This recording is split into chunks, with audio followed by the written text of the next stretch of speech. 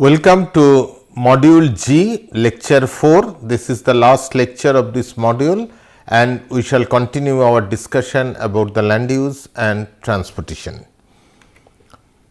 In the previous lecture, we discussed about density saturation gradient method and took an example to explain you how it works. Also, we discussed about Putman's model and took an example to again show how the model can be applied to get the distribution of residential population. In continuation to that discussion, today we shall talk about Lowry model. Now, this Lowry's model of metropolis was the first attempt, so you can call it as intermediate era model to implement the urban land use transport feedback cycle in an operational model. And this model views spatial features of urban area in three broad sectors of activities.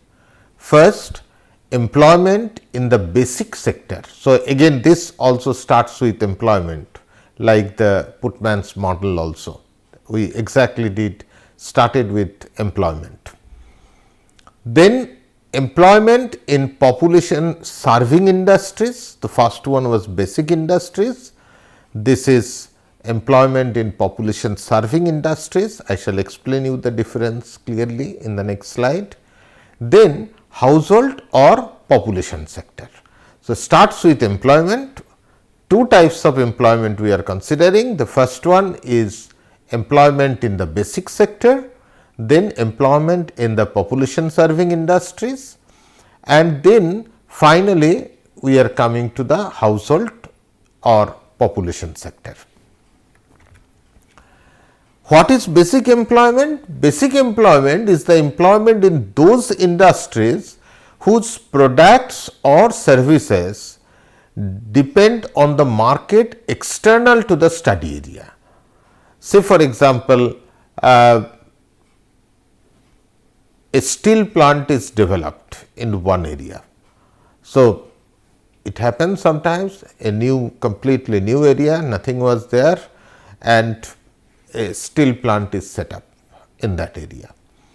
Now, obviously, the products from that steel plant is not going to be sold there only, right. The product is outside the study area. And it's called a basic industry. It can be a good example of basic industry. Then next is location of service employment depends on population distribution in the region. So, first what we are doing, we are considering the basic employment. So, let us say an industry is set up which is a basic industry. So, we know that how much or how many population, how many employment will be generated because of that, and those employments how they will get distributed. Now, this employment each simple terms, let us say x number of employees. Now, this x number of employees will have their families. Now, those families will again we have to see then how those residential population or households will get distributed, not necessarily that if the employment is in a particular zone, that means the residents will be in that particular zone only, there is no guarantee like that. So, based on the employment distribution, we have to get the population distribution, but this population distribution is now for the with respect to the basic employment. Now, people come from outside and they were employed there. So, they will require all sorts of services. I mean they need to go to market to buy things, they need to go to bank, they need to go to post office, they probably children will required to go to school. So, all services will be required. So, to serve this basic population, we shall require service employment. Now, again this population are distributed or households are distributed in different regions. Now, those households will require to be served by service employment. The service employment, it is not that if I am residing in a particular zone, I will use the services only in that zone. That services also I am living in one zone, I can go to another zone to avail a service, that also is possible. So, how the service employment will get distributed? Now, this service employment, those people, they will also have their family. So, the overall population now increases, where they also will be located in different areas. So, the overall we know that how the population changes. Now, there are more people altogether living in that area. So, the service employment or the requirement of service will be higher. So, now you need more service employment, overall total population also will change. So, after some iterations, we shall find that the changes in the requirement or the change in the population distribution in different region is not that significant or maybe rather negligible. So, we can say that the whole thing has reached to a kind of equilibrium or stable condition. So, that is the difference between the basic employment and the service employment. So, basic employment is the employment in those industries whose products or services depend on the markets external to the study area, and employment then gets converted to households or population. Now, to serve the population within that study region, you need service employment. So, location of service employment depends on population distribution of that region. Then spatial distribution of basic employment is allocated exogenously, as I said also that we know how many total employment will be there, basic employment will be there in a basic industry, and then how those employments will get distributed to different zones. So, the spatial distribution of basic employment is allocated exogenously, that means from outside the model. But the other two activity sectors, that means employment to households or population and basic employment to the requirement of service employment, and eventually service employment means it is we to consider total employment and then convert them to the household or the population. So, these two activity sectors are calculated by model within the model by applying an iterative procedure until two constraints are satisfied, or keeping in mind two constraints. One is maximum number of household for each zone, that could be a limit, and then minimum population serving employment for any zone, the requirement of population serving employment, and keeping in mind these two or satisfying these two constraints. So, this is a simple flow chart which is explaining how this Lowry model works with feedback cycle. We are saying that it is exogenous allocation of basic employment. As I said, we know that total employment, basic employment, because of the setup of this industry or maybe a motor vehicle manufacturing industry or a steel industry. So, we know that how many people are directly working there. Now, and then within that study area, how those basic employments are likely to get distributed, that is decided externally. So, we are saying exogenous allocation of basic employment, that is the starting point. Now, the moment we know that, initially what we will do? We will do endogenous allocation of population.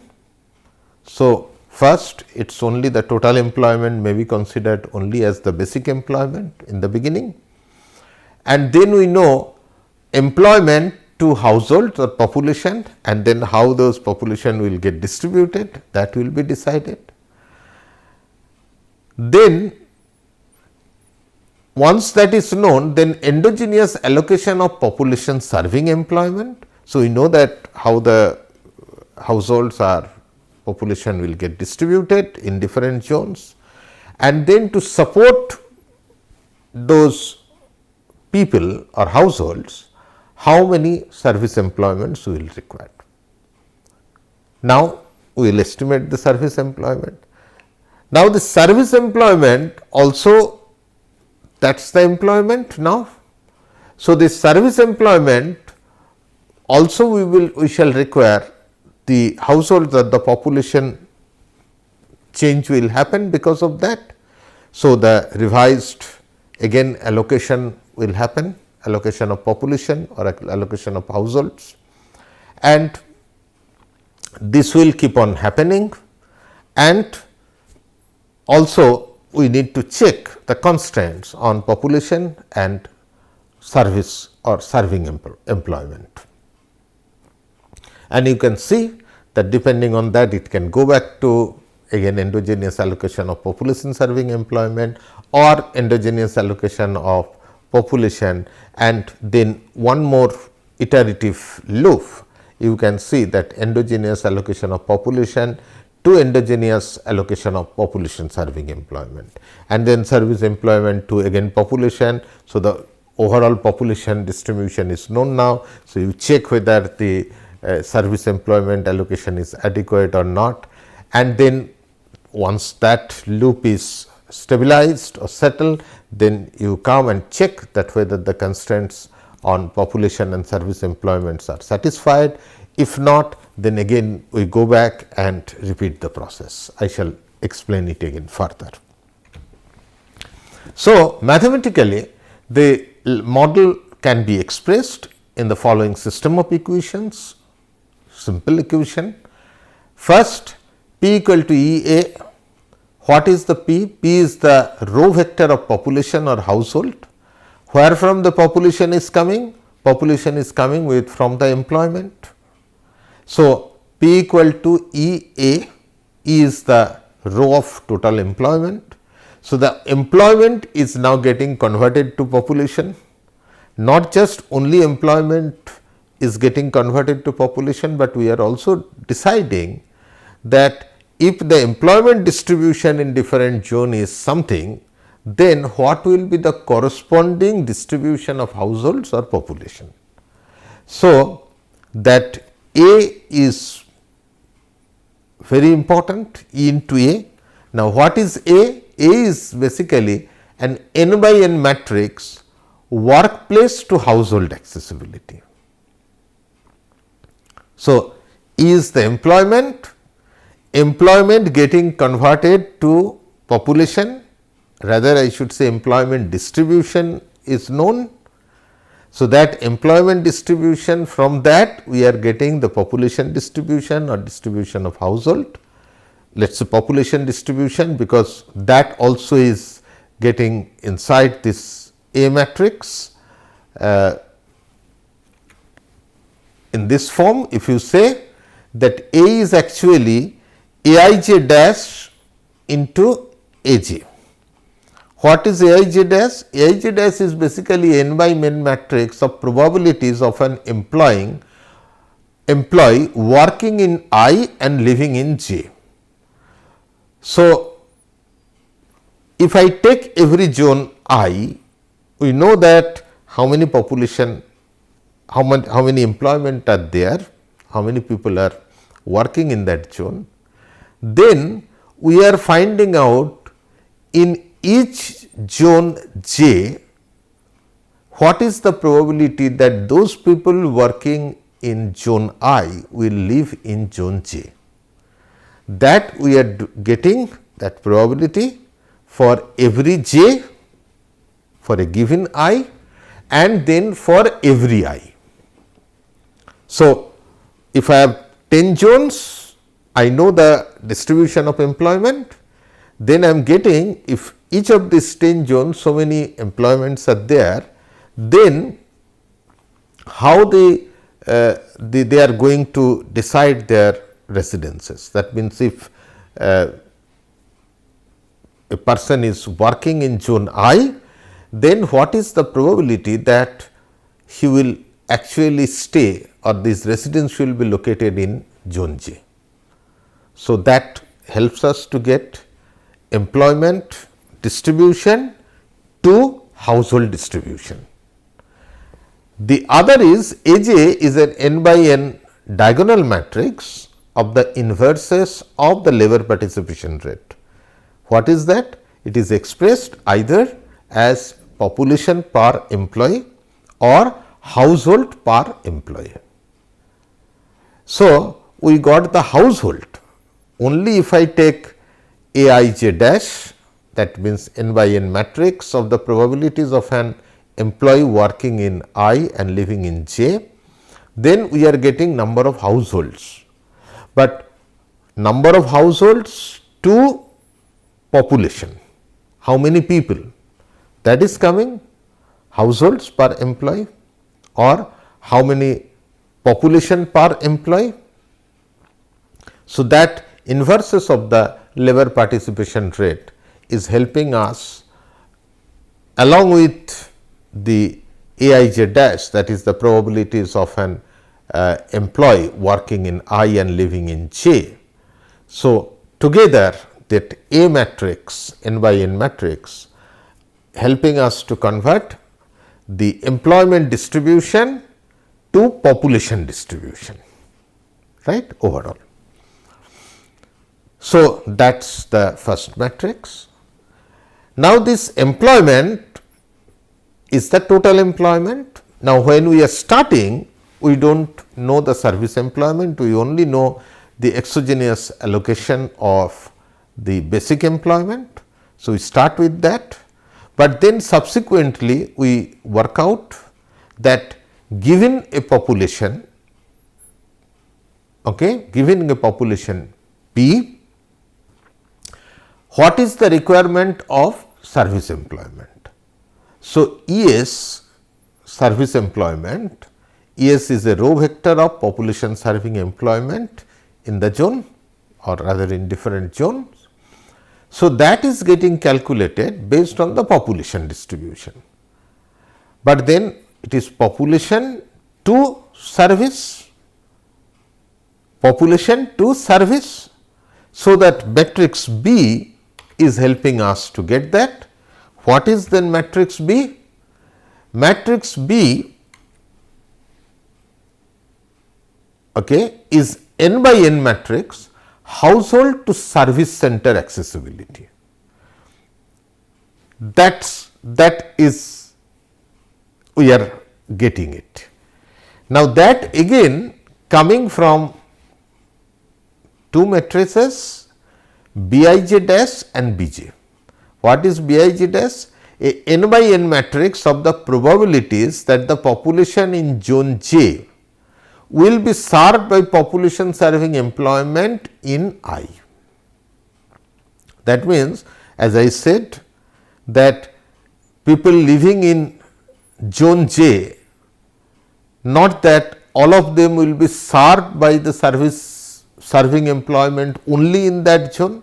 No, they can be served by population serving employment in other zone also. So, you live in one area, but you can take the service from an adjacent zone.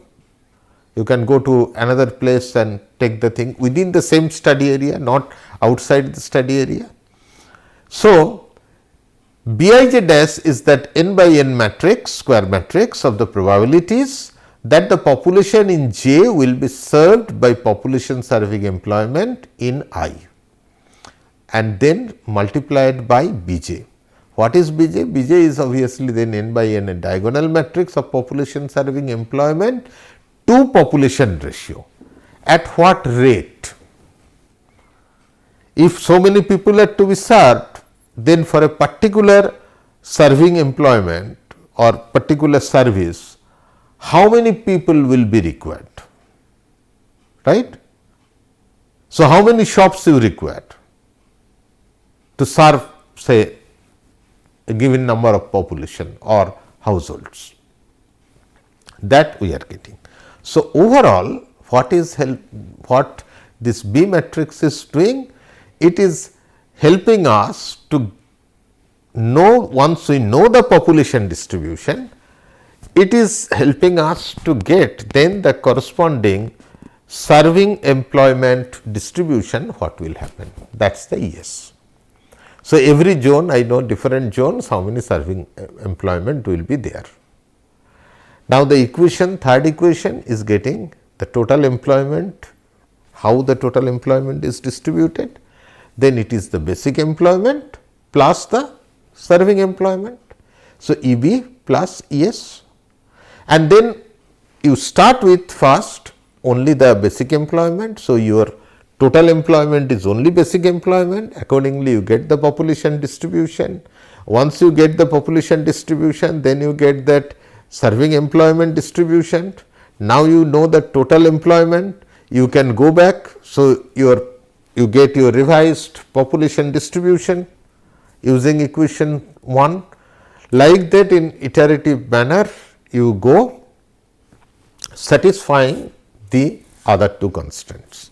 So, here I have said what is P, what is E, what is A, what is B, what is ES, what is EB, all are explained, and then also I have explained what is this A matrix and what is this B matrix and how you calculate.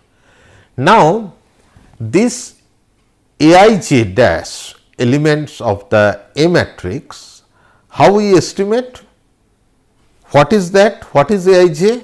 Please look at it again. It is n by n square matrix of the probabilities of an employee working in I and living in J. So, people who are working in I, they can live in any of these zones within that study area, of course, not external. So, how many of them will live in a particular zone J? Here all the zones, all the J's are competing with each other to get that population, get a share of that employment in zone I, that okay, you are working in zone I, but all other zone J's are competing to get them in their respective zones. So, how we get this probability? We can get this probability with this one, Hi multiplied by Fijw divided by sum over Hj Fijw and sum over what? Sum over j, because all j's are competing. People are employed in zone I. It is all we are trying to get, what is the probability that the person will get located in a particular zone J in terms of its residence or household. So, here all the j's are competing. So, Hij Fij by sum over Hij Fij, something like gravity equation.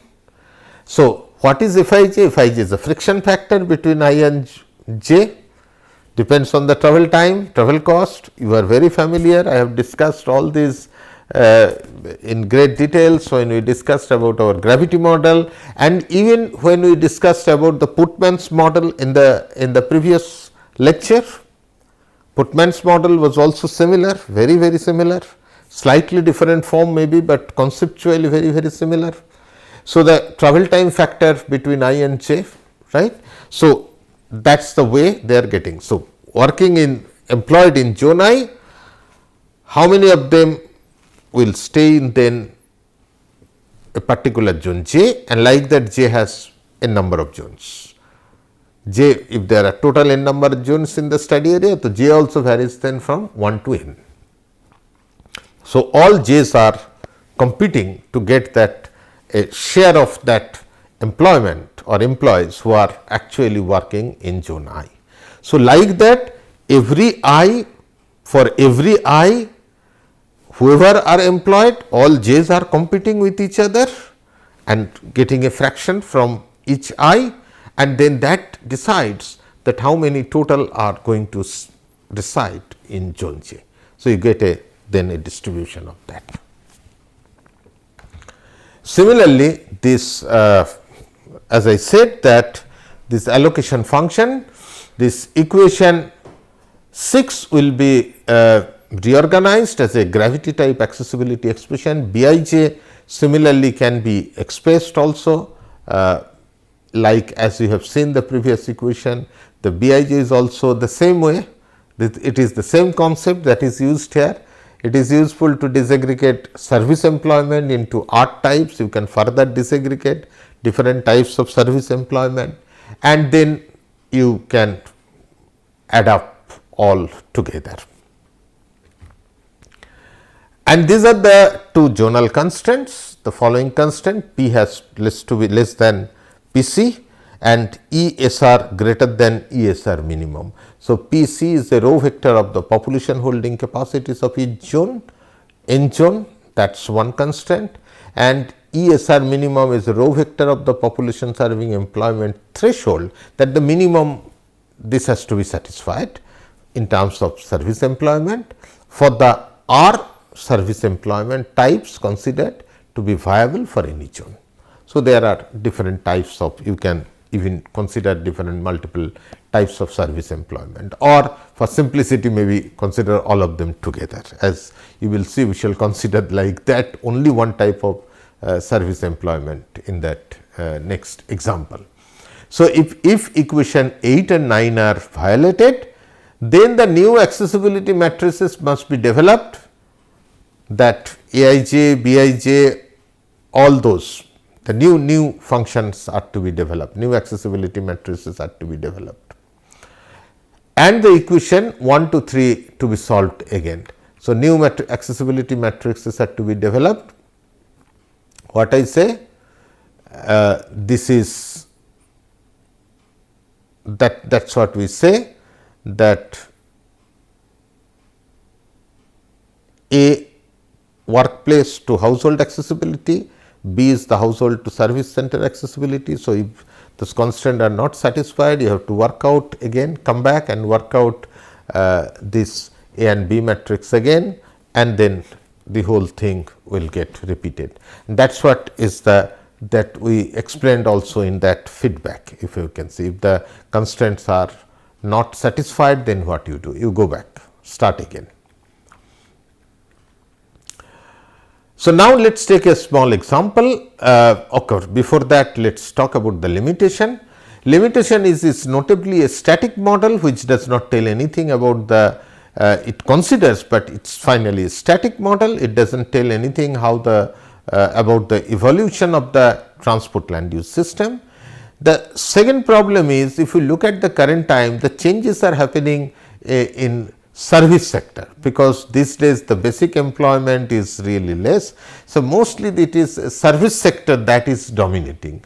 So, therefore, forming the foundation of urban productivity and dynamics in many of the metropolitan areas. So, in all such cases, the model is likely to be inaccurate, and because everything starts here with the basic employment, rest is supporting, service employment is supporting. But what we are finding is that the current economic changes are basically in the service sector, which is the non-basic sector. So, one can assume to overcome this problem, maybe some of the non-basic employment may be assumed as the basic employment, but then overall some level of inaccuracy that we shall incur.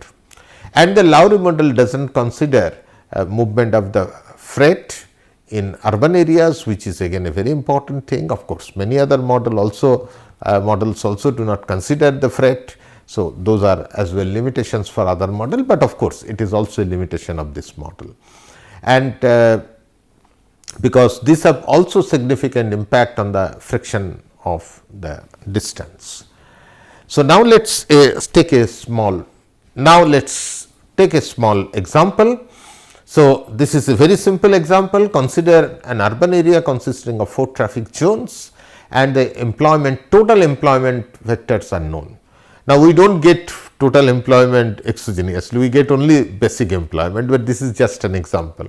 Suppose the total employment is given, also the basic employment is given, the journey to home function. So, Aij dash, that probability matrix is given. Journey to shop function BIJ dash is also given. Labor participation rate is given, that means household per employee. Service employment ratio BI is all given. So, I can calculate A matrix, I can calculate B matrix, and I know the basic employment. So, I can calculate the service employment.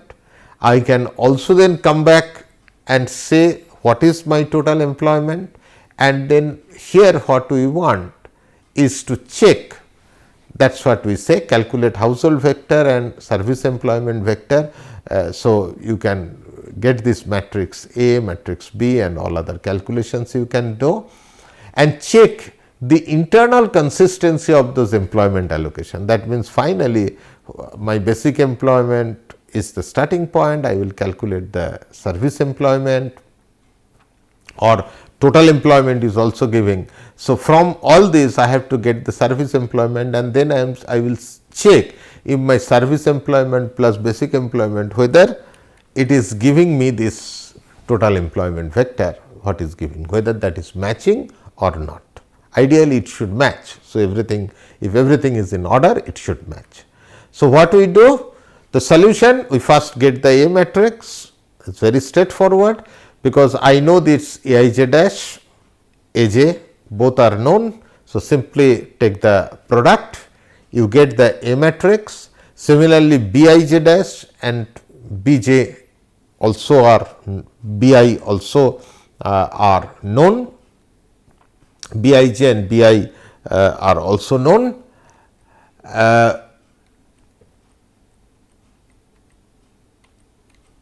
Okay.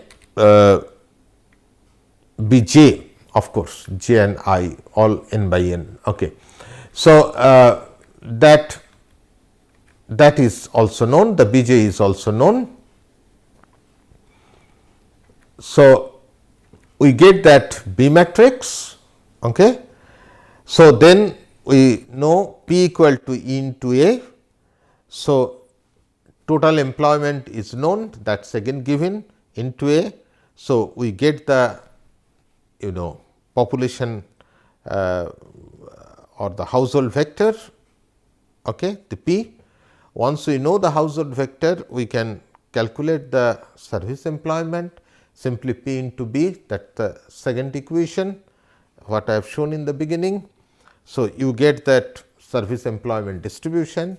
Now, we know then what is the total employment in each zone, or in different zones, what will happen in each zone, what is the basic employment plus what is the service employment, take the total. So, we have taken that, we know the basic employment distribution in 4 zones are 110, 140, 50 and 190, and the service employment is 34, 33, 30 and 26. So, you add them, what we find, we are getting then the total employment distribution as 144, 173, 80 and 216, which is not same as whatever is given as my total employment, because total employment is given as 130, 178, 62 and 223.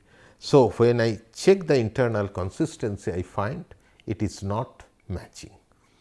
Otherwise, if everything would have been correct, this total employment should have matched with the total employment what is already given.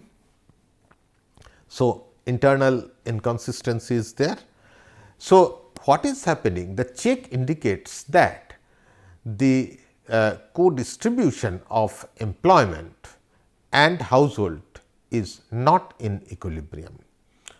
If there is inconsistency in the allocations, again the accessibility matrix A and B are to be developed by re-estimating Aij dash and Bij dash values using the empirical equations. So, we have to go back and get the revised matrix A and B.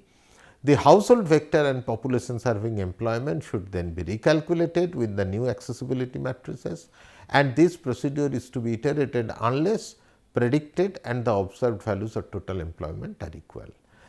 But remember that in this case we said this is just an example problem, we said the total employment given, but actually total employment cannot be known. Total employment will get calculated from the exogenous allocation of the basic employment and endogenous calculation or allocation within the model, whatever we will get from that. So, I would like to go back to this flow chart again, that remember that everything should actually start from exogenous allocation of basic employment, rest everything is happening internally. So, although the problem, just for an example, I have said that okay, can you check the consistency, that was the problem taken as an example here, but remember that nobody will give you directly the total employment.